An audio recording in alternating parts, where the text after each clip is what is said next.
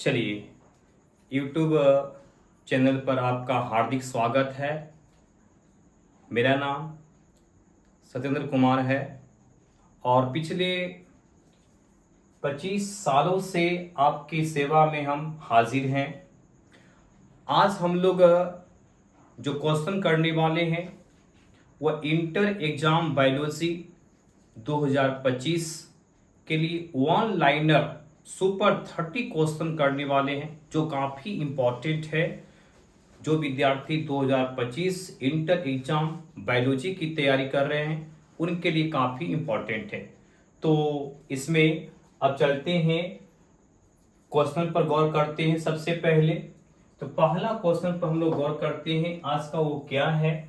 और रिप्रोडक्शन से ही आपका ये क्वेश्चन है, रिप्रोडक्शन से ही आपका क्वेश्चन है। इस क्वेश्चन पर हम लोग विचार करेंगे फटाफट। वन लाइनर क्वेश्चन है। चलिए, तो इसमें आपका सबसे पहला है, अकारकीय एवं आनुवांशिक रूप से जनक के समान जो संतान होता है, मतलब कर सकते हैं इसमें आप लोग कि मॉर्फोलॉजिकली और जेनेटिकली दोनों रूप से वह पेरेंट के वह इक्विवेलेंट होते हैं, तो उससे हम क्या कहते हैं। तो आपका आंसर होगा, इससे हम लोग क्लोन कहते हैं। आंसर आपका क्लोन होगा, क्लोन आपका आंसर होगा। तो पहला का आंसर क्या हो गया, क्लोन हो गया। ठीक है, तो आपको क्वेश्चन क्या है, अकारकीय एवं आनुवांशिक रूप से जनक के समान संतान मॉर्फोलॉजिकली और genetically identical to that of the parent is called clone. Clone कहेंगे। तो पहला क्वेश्चन क्लोन से हो गया, काफी इंपॉर्टेंट है। और क्लोन का जो निर्माण होता है वह किससे, तो अलैंगिक जनन द्वारा होता है। ये दिमाग में भी रखेंगे, अलैंगिक जनन द्वारा एक क्लोन का निर्माण होता है। तो ये भी आपके दिमाग में आना चाहिए कि सर ये सेक्सुअल रिप्रोडक्शन के द्वारा क्लोन का निर्माण होता है। तो पहला क्वेश्चन समझ में आया। दूसरा क्वेश्चन, क्लोन का निर्माण की विधि पूछ ही दिया। क्लोन का निर्माण की विधि कौन सा है, लैंगिक है, अलैंगिक है, दोनों है। तो आपका जवाब क्या होगा, सर एक क्लोन का निर्माण होता है अलैंगिक जनन द्वारा।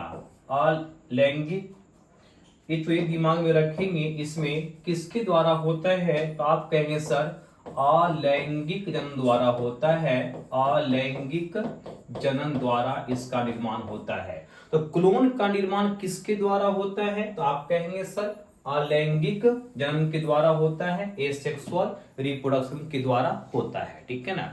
चलिए, इसके बाद में खमीर, जिसे हम लोग ईस्ट कहते हैं, खमीर। तो खमीर में अलैंगिक जनन की विधि कौन सा है, खमीर में, जिसको ईस्ट कहते हैं। और ईस्ट क्या है, एक कोशिकीय फंगस है, कवक है। एक खमीर क्या है, कवक है। वह क्या, एक कोशिकीय है, यूनिसेलुलर है खमीर। ये क्या है, खमीर क्या है, कवक है, फंगस है, वह भी क्या, एक कोशिकीय। ये दिमाग में रखिएगा। खमीर में अलैंगिक जनन विधि कौन सा होता है, खमीर में किसके द्वारा होता है इसमें, तो आप ये कहेंगे कि इसमें बडिंग के द्वारा होता है, जिसे हम लोग कहते हैं मुकुलन कहते हैं। ये दिमाग में रखिएगा, क्वेश्चन आपको पूछता है अंग्रेजी में क्या कहते हैं, तो इसे कहते हैं हम लोग बडिंग के द्वारा इसमें होता है। ठीक है ना। इसके बाद आगे पेनिसिलियम, ये भी क्या है, कवक है। पेनिसिलियम क्या है, कवक है। तो पेनिसिलियम, जिससे एंटीबायोटिक दवा, वर्ल्ड में सबसे पहला एंटीबायोटिक दवा जो बना है, प्रतिजैविक बना है, वह पेनिसिलियम कवक के द्वारा ही बना है। किसने बनाया, तो अलेक्जेंडर फ्लेमिंग ने बनाया। ठीक है। चलिए, तो पेनिसिलियम क्या है, कवक है। और इसमें अलैंगिक जनन किसके द्वारा होता है, एक क्वेश्चन डाला है।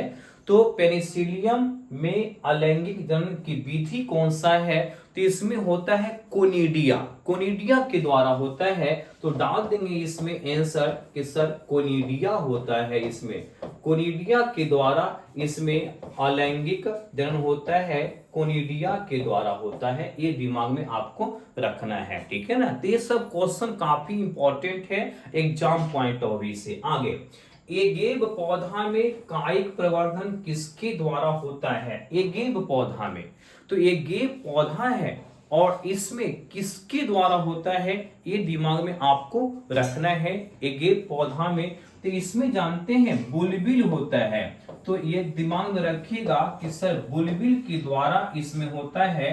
तो बुलबिल के द्वारा, बुलबिल इस रचना होता है और इसी के द्वारा एक एगेब पौधा में क्या होता है, कायिक प्रवर्धन होता है। ये दिमाग में रखना है कि एगेब पौधा में किसके द्वारा होता है, तो आप कहेंगे किसके द्वारा कायिक प्रवर्धन होता है, बॉडी इसका बढ़ता है।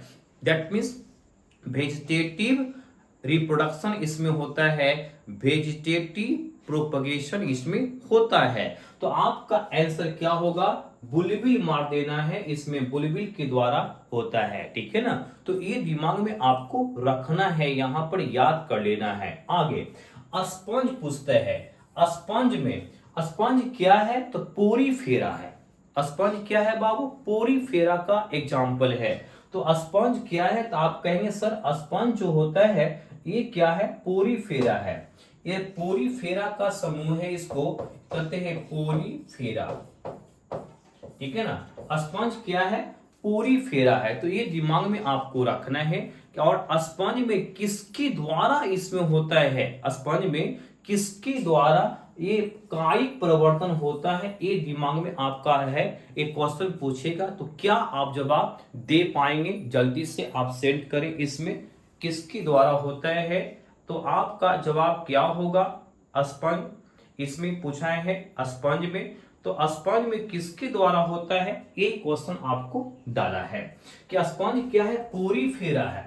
तो इसमें कायिक प्रवर्तन किसके द्वारा होता है, आपसे हम जवाब जानना चाहेंगे। तो आप कहेंगे सर इसमें होता है गेमुल के द्वारा या गेमुल्स के द्वारा होता है। ये दिमाग में आप रखेंगे, ये क्वेश्चन आपके लिए इंपॉर्टेंट है। गेमुल्स के द्वारा ये स्पंज जो पोरीफेरा का जंतु है यह, और इसमें कायिक प्रवर्धन होता है गेमुल्स के द्वारा। तो ये आपका क्वेश्चन इंपॉर्टेंट आपको मैंने बताया। इसके बाद हम लोग आगे देखते हैं क्वेश्चन अदरक में। अदरक तो जानते होंगे, अदरक जिसको जिंजर कहते हैं, जिसको हम लोग क्या कहते हैं, इसको हम लोग जिंजर के रूप में उपयोग करते हैं। तो अदरक में कायिक प्रवर्धन किसके द्वारा होता है, तो आप कहेंगे सर इसमें होता है, किसके द्वारा होता है, तो आप कहेंगे सर राइजोम के द्वारा होता है। राइजोम के द्वारा इसमें होता है, ये दिमाग में रखिएगा कि सर यहां पर राइजोम के द्वारा होता है, जिसे प्रकंद के रूप में भी जानते हैं। राइजोम के द्वारा होता है, जिसे हम लोग क्या कहते हैं, ये प्रकंद के द्वारा इसमें होता है। ठीक है ना, तो ये दिमाग में रखेंगे। जैसे अदरक पूछ देगा, या अदरक के जगह पर आपको पूछ देगा हल्दी, पूछ देगा टर्मेरिक, तो हल्दी में भी किसके द्वारा होता है, राइजोम के द्वारा होता है। हल्दी में अगर केला कैसे बढ़ जाता है, एक केला रोपिएगा बहुत सा केला हो जाता है, तो एक केला रोपिएगा बहुत सा केला हो जाता है, केला का पौधा निकल जाता है नीचे से, तो उसमें भी राइजोम के द्वारा वह बढ़ जाता है। ये दिमाग में रखेंगे। ठीक है, एक बांस का पौधा, एक बांस का जो पौधा होता है, एक बांस का पौधा रोपिए, बहुत सा बांस का पौधा वहां पर समूह में हो जाता है। तो इसमें भी राइजोम के द्वारा ये बढ़ता है, प्रकंद के द्वारा ये बढ़ता है। ये दिमाग में आपको आना चाहिए। आगे पत्थर चट्टा में कायिक प्रवर्धन किसके द्वारा होता है, तो पत्थर चट्टा जो है, जिसको ब्रायोफिलम आप कहते हैं, तो पत्थर चट्टा में किसके द्वारा होगा, तो आप कह सकते हैं कि सर पत्थर चट्टा में कायिक प्रवर्धन होता है, वो पत्तियों के द्वारा होता है यार। ये लीफ बर्ड, ये पत्तियां का ये जो बर्ड होता है, BUD मतलब कली होता है, उसी कली से पत्तियां का जो कली निकलता है, पत्तियां के ऊपर कली निकलता है, उस कली के द्वारा वो क्या, पत्थर चट्टा बढ़ता है, मतलब पत्तियों के ऊपर पौधा उग जाता है। ये दिमाग में रखना है।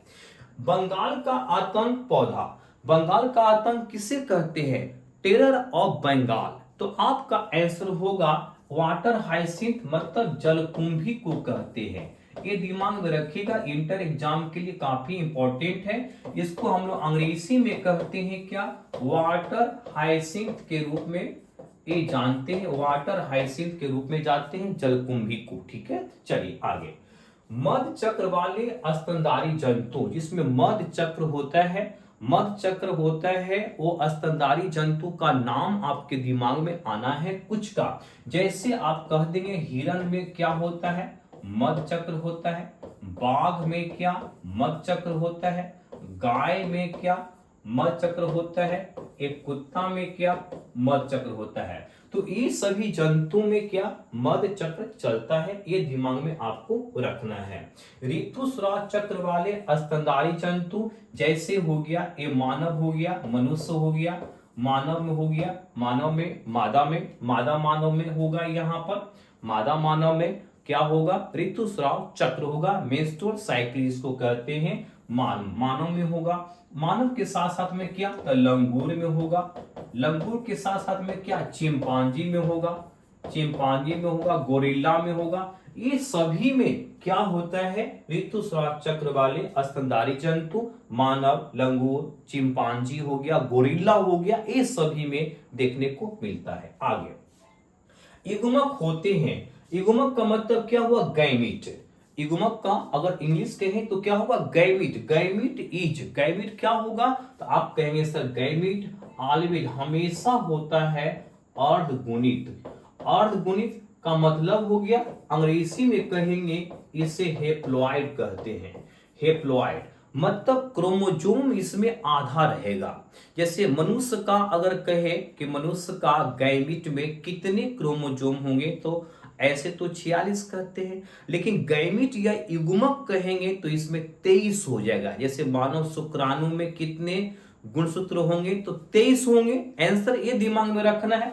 अगर मानव खाली पूछ देगा कि मानव में कितने गुणसूत्र होते हैं, तो आप कहेंगे 46। अब मानव का युग्मक में पूछ देगा तो आप कहेंगे 23। ठीक है ना, तो ये दिमाग में रखते हैं। आगे युग्मनज होते हैं। युग्मनज का मतलब क्या, जायगोट हो गया, जायगोट। तो जायगोट होता है, हमेशा यह होता है द्विवीय गुणित होता है, ये दिमाग में रखेंगे, जिसे हम लोग कहते हैं डिप्लॉयड कहते हैं। डिप्लॉयड अर्थात 2n होता है।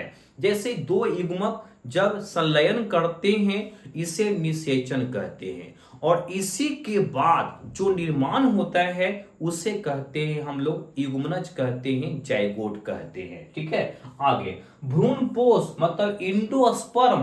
भ्रूणपोष को हम लोग क्या कहते हैं, इसे कहते हैं इंडोस्पर्म कहते हैं। तो इंडोस्पर्म होते हैं, इंडोस्पर्म होते हैं, तो आप कहेंगे सर इंडोस्पर्म हमेशा ट्रिप्लॉइड होते हैं, अर्थात आप कह सकते हैं त्रिगुणित होते हैं। और इसको हम लोग 3n भी कहते हैं। 3n मतलब ये दिमाग में आपको रखना है।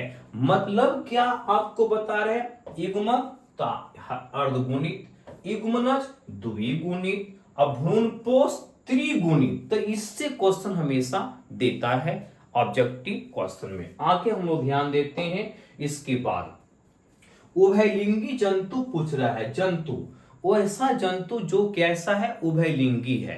तो उभयलिंगी जंतु केंचुआ हो गया, स्पंज हो गया, फीता कृमि हो गया। तो आप कहेंगे सर केंचुआ हो गया, जिसको हम लोग क्या कहते हैं, अर्थवर्म कहते हैं, किसानों का मित्र कहते हैं। केंचुआ को क्या किसानों का मित्र भी कहते हैं। ठीक है ना, और इसके साथ साथ केंचुआ को हम लोग अर्थवर्म भी कहते हैं, अंग्रेजी में किसानों का मित्र कहते हैं। तो केंचुआ जो होता है वो क्या होता है, वह उभयलिंगी जंतु होता है, ये दिमाग में रखना है। स्पंज जोंक कहते हैं, जोंक भी उभयलिंगी होता है। स्पंज अभी पढ़े हैं, स्पंज भी उभयलिंगी होता है। तो ये सभी जंतु जो है वो क्या उभयलिंगी होता है, ये दिमाग में आपको रखना है। केंचुआ हो गया, जोंक हो गया, स्पंज हो गया, ये सभी उभयलिंगी जंतु है, ये दिमाग में आपको रखना है। आगे एक लिंगी पौधा। एक लिंगी पौधा मतलब नर पौधा अलग और मादा पौधा अलग होता है। तो एक लिंगी पौधा जैसे ही क्वेश्चन पूछे तो क्या जवाब इसमें देंगे भाई? एक लिंगी पौधा, नर पौधा अलग, मादा पौधा अलग। जैसे पपीता का पौधा होता है वह एक लिंगी पौधा होता है, नर पौधा अलग, मादा पौधा अलग हो जाता है। इसके साथ साथ ताड़ का पौधा आप जानते होंगे, ताड़ का पौधा, तो ताड़ का पौधा भी नर पौधा अलग और मादा पौधा अलग होता है। तो ये सभी क्वेश्चन आपका पपीता, खजूर, सहतूत, ताड़ हो गया, ठीक है ना। तो ये दिमाग में रखेंगे कि ये क्या हो गया? पपीता हो गया। पपीता का पौधा क्या होता है? ताड़ का पौधा होता है। तो पपीता और ताड़ का पौधा क्या होता है? एक लिंगी पौधा होता है, नर अलग होता है और मादा अलग होता है। जैसे खजूर का भी अगर पौधा कहेंगे तो नर पौधा अलग रहेगा, मादा पौधा अलग रहेगा। तो ये दिमाग में आपको रखना है। लिंगी पौधा में मार्केंसिया जो है, वहां पर मार्केंसिया जो है, तो यह भी नर अलग और मादा अलग होता है। तो ये आपके दिमाग में रखना है उदाहरण, क्योंकि उदाहरण से क्वेश्चन हमेशा पूछा जाता है। इसके बाद में उभयलिंगी पौधा, मतलब उभयलिंगी पौधा का मतलब नर और मादा पुष्प एक ही में हो, नर और मादा। उभयलिंगी का मतलब हो गया, उभयलिंगी बाइसेक्सुअल हो गया, बाइसेक्सुअल हो गया। एक लिंगी यूनिसेक्सुअल हो गया अंग्रेजी में कहेंगे। तो उभयलिंगी मतलब आप कह सकते हैं कि बाइसेक्सुअल जो पौधा है, इसका मतलब एक ही पौधा में नर पुष्प भी है और क्या है? मादा पुष्प भी है। तो एक ही पौधा में है दोनों, मक्का है, नारियल है, कह सकते हैं कि इसमें मक्का हो गया, इसमें मक्का हो गया, और क्या? नारियल का पौधा हो गया, मक्का हो गया, ये नारियल का पौधा हो गया। ये पौधा क्या है? उभयलिंगी पौधा। मक्का में नर पुष्प ऊपर होता है, मादा पुष्प नीचे होता है। उसी प्रकार नारियल का पौधा में भी होता है, वो क्या कह देंगे कि यह उभयलिंगी ये पौधा है। तो ये दिमाग में रखते हैं कि मक्का है, नारियल है ना। कारा, कारा पौधा करते हैं, कारा जलीय पौधा होता है। तो कारा जो होता है वो जलीय पौधा होता है। ये सभी पौधा उभयलिंगी पौधा। आगे, मानव शुक्राणु में गुणसूत्रों की संख्या। शुक्राणु मतलब हो गया स्पर्म। तो स्पर्म में क्रोमोसोम की संख्या कितना होता है? तो आप मार देंगे सर 23 होगा, 23 होगा। मानव शुक्राणु मतलब युग्मक न हो गया, तो युग्मक में 23, मानव अंडाणु में तो 23, शुक्राणु में तो 23, मानव में पूछेगा कि मानव में कितना, तो 23 जोड़ा कर देंगे 46 कर देंगे। तो ये दिमाग में रखना है। आगे, मक्का में कितना होगा? तो मक्का में यहां पर कितना होता है? तो मक्का में गुणसूत्रों की संख्या होता है कितना? मक्का में 20 होता है। ये दिमाग में आपको रखना है। मक्का में कितना होता है? तो 20 होता है। ये दिमाग में रखना है, आपको याद कर लेना है, मक्का में 20 होता है। इसके बाद में फर्न है ऑफियोग्लोसम में, फर्न है ऑफियोग्लोसम में ये गुणसूत्रों की संख्या कितना होता है? ये आप बताएंगे हमें, आपसे हम जानना चाहते हैं कि कितना होता है। जल्दी से आप जवाब दें।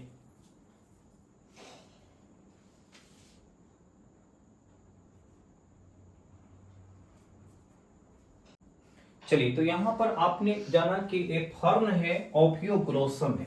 तो फर्न है ऑफियोग्लोसम है, इसमें कितना क्रोमोसोम होता है? आपका सिलेबस का ये क्वेश्चन है। तो इसमें कितना होता है? तो आप कह देंगे कि 1260 होता है। 1260 इसमें होता है क्रोमोसोम की संख्या, ये दिमाग में रखिएगा। फर्न ऑफियोग्लोसम में क्रोमोसोम की संख्या कितना होता है? 1260। एक कोशिका में होता है, डिप्लॉयड कोशिका में 1260 क्रोमोसोम होते हैं, गुणसूत्र होते हैं। इसके बाद मानव में गुणसूत्रों की संख्या कितना होता है? तो आप कह सकते हैं सर 46 होता है, 23 जोड़ा होता है। मानव खाली पूछ रहा है ना, तो मानव में कितना होगा? 23 जोड़ा होगा, मतलब 46 हो जाएगा। ठीक है, तो ये दिमाग में आपको रखना है। तो ये आपको क्वेश्चन हो गया। इसके बाद आगे बढ़ते हैं क्वेश्चन, प्याज में कितना होता है बाबू? तो प्याज में कहना सर, प्याज में हम जानते हैं सर 32 होता है। ये दिमाग में रखिएगा, आपका एनसीईआरटी का क्वेश्चन है कि प्याज में कितना गुणसूत्रों की संख्या होता है? तो आपका 32 मार देना है, 32 मतलब 16 दूनी 32, 16 पेयर हो गया, 16 जोड़ा होता है। ठीक है, चलिए इसके बाद नर युग्मक का, देखिए नर युग्मक का मादा युग्मक से संलयन को क्या कहते हैं? Fusion of male gamete with female gamete is called fertilization. मतलब इसे कहते हैं हम लोग निषेचन कहते हैं, निषेचन कहते हैं। ये दिमाग में आप रखिएगा। फर्टिलाइजेशन जिसको अंग्रेजी में कहते हैं फर्टिलाइजेशन के नाम से जानते हैं। तो नर और मादा युग्मक का जो संलयन होता है, fusion of male gamete with female gamete is called fertilization, Hindi में कह देंगे निषेचन। इसके बाद मेढक एवं मछली में निषेचन कैसे होता है? अंतः निषेचन या बाह्य निषेचन? तो आप कहेंगे सर इसमें होता है शरीर के बाहर, अर्थात इसमें होता है बाह्य निषेचन, एक्सटर्नल फर्टिलाइजेशन। ये दिमाग में रखिएगा। आगे पौधा में निषेचन के बाद युग्मनज से, मतलब जाइगोट से क्या बनता है? पौधा में अगर हो गया फर्टिलाइजेशन तो उसके बाद में जाइगोट बनता है, युग्मनज बनता है। तो युग्मनज से क्या बनेगा? युग्मनज वृद्धि करके क्या बनेगा ये पूछ रहा है। तो युग्मनज जब वृद्धि करेगा तो इससे बनता है, क्या बनता है? तो इससे भ्रूण का निर्माण होता है, जिसे हम लोग क्या कहते हैं? एम्ब्रियो कहते हैं। ये भ्रूण का निर्माण होता है, दिमाग में रखिएगा। ये युग्मनज से, जाइगोट से क्या बनेगा? एम्ब्रियो बनेगा। ये आगे पौधा में निषेचन के बाद अंडाशय से क्या बनता है? तो आप कहते हैं सर पौधा में जब होगा निषेचन तो उसका अंडाशय से बनता है फल, अब बीजांड से बीज। तो अंडाशय से इसमें क्या बनेगा? फल बनता है, फ्रूट बनता है। ये दिमाग में रखिएगा। और पौधा में बीजांड से क्या बनेगा? तो बीजांड से बनता है बीज, जिसको आप सीड कहते हैं। तो पौधा में जब होगा निषेचन तो युग्मनज से भ्रूण बनेगा, मतलब जाइगोट से एम्ब्रियो बनेगा। इसके बाद अंडाशय से फल बनेगा, ओवरी डेवलप्स इन क्या क्या कहेंगे? फ्रूट कह देंगे। इसके बाद बीजांड, ovule, ovule develops to form क्या? सीड, बीज का निर्माण होगा। परागकण जिसको कहते हैं अंग्रेजी में हम लोग पॉलन ग्रेन्स। तब परागकण के अध्ययन को क्या कहते हैं? Study of pollen grains is called, तो आप कह देंगे सर इसे कहते हैं पैलिनोलॉजी। ये सभी question exam point of view से काफी इंपॉर्टेंट है और कहीं ना कहीं ये क्वेश्चन आपको पूछा हुआ ये क्वेश्चन है।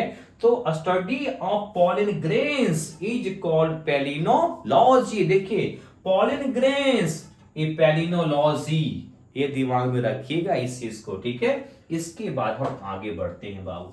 आगे क्या है? परागकण का निर्माण होता है, कहां होता है?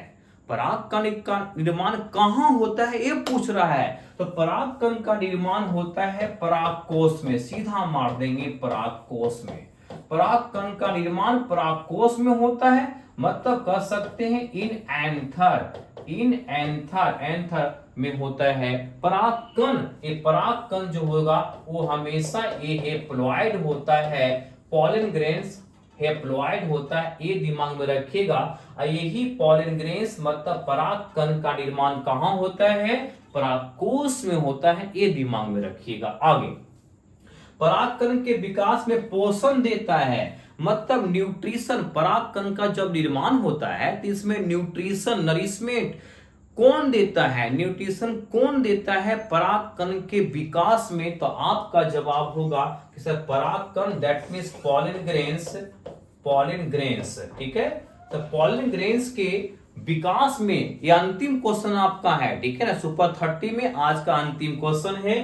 तो पॉलन ग्रेन्स के विकास में पोषण मतलब न्यूट्रिशन कौन देता है? तो आप कह देंगे टेपेटम देता है, टेपेटम। तो दिमाग में रखिएगा हमेशा, ये काफी इंपॉर्टेंट क्वेश्चन है, बूस्टर क्वेश्चन है और ये सुपर 30 क्वेश्चन आपके 2025 bio exam, inter bio exam के लिए काफी इंपॉर्टेंट बूस्टर क्वेश्चन है। और इसी प्रकार हम कंटिन्यू आते रहेंगे हमेशा और सुपर 30 क्वेश्चन वन लाइनर हमेशा लाते रहेंगे। और आप पढ़िए, आगे बढ़िए और अच्छा लगे अंतिम में तो आप सब्सक्राइब भी कर लें, क्योंकि नोटिफिकेशन के लिए यह जरूरी है। तब तक के लिए धन्यवाद। I wish you good luck. Thank you very much.